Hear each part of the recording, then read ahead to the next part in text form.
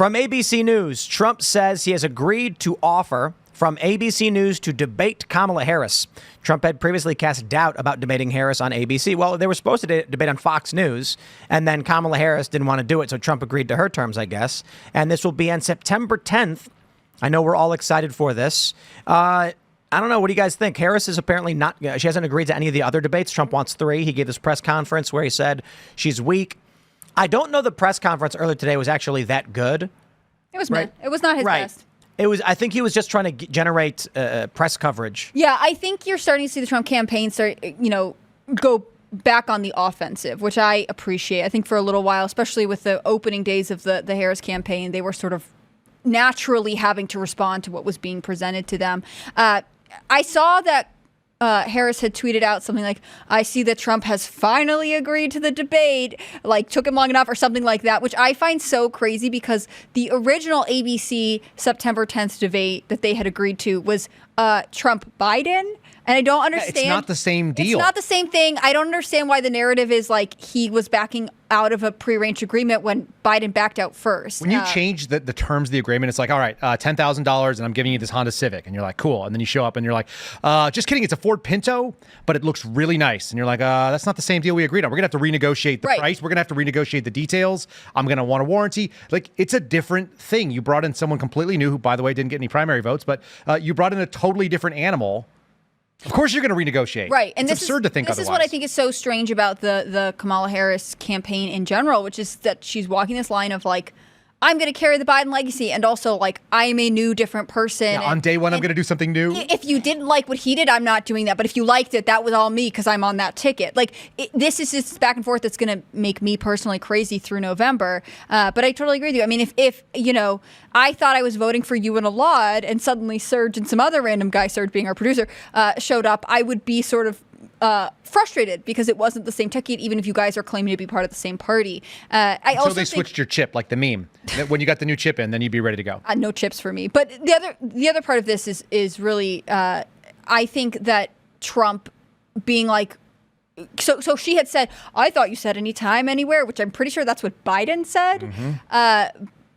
Him coming back and saying, okay, 3 debates, back to back to back. The fact that he had proposed, like, I think it was September 5th, this September 10th date, and then September 25th. Like, he is trying to wear Kamala out, which I find fascinating. He is a much better debater than she is. The more you put her in front of a microphone, the more that you put her to the test, the more you squeeze her, the more you're going to see how weak she is. And if there are she's only got a certain number of canned things, and then it's all cackles after that. She's like 3/4 of the can is cackles. Like she's going to run out the first time, and then any gaffes, any issues that come up, he has another debate and coming up. And he's going to punch her on it, and he doesn't need notes. He's going to remember because he's got that little, he's got that mental thing. He's like, oh, I see where your weakness is.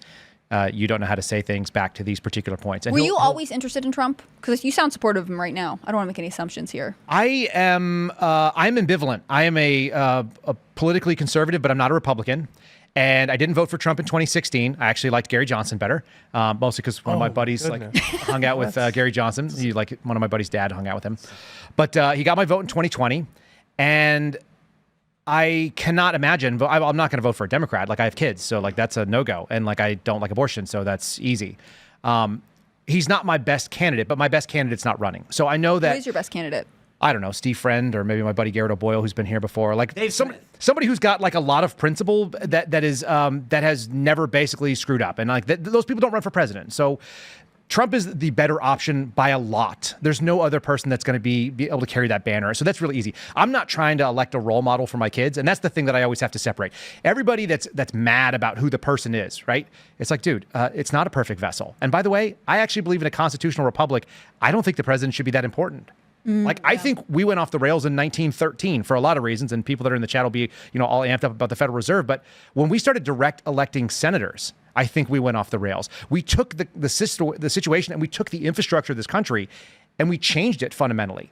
And I also would like to see all the state houses that are red right now. I'd love to see them just go like, you know what? We don't care about your election. Do a general election, say what you want, and then we're going to appoint our electors anyway, because we're not going to do that. And you would still have a better outcome, because I don't think the president should be that important. Yeah. The president is not supposed to be a king. And we keep trying to elect like role model, savior, and king. And I just step away from that. I don't want any of that.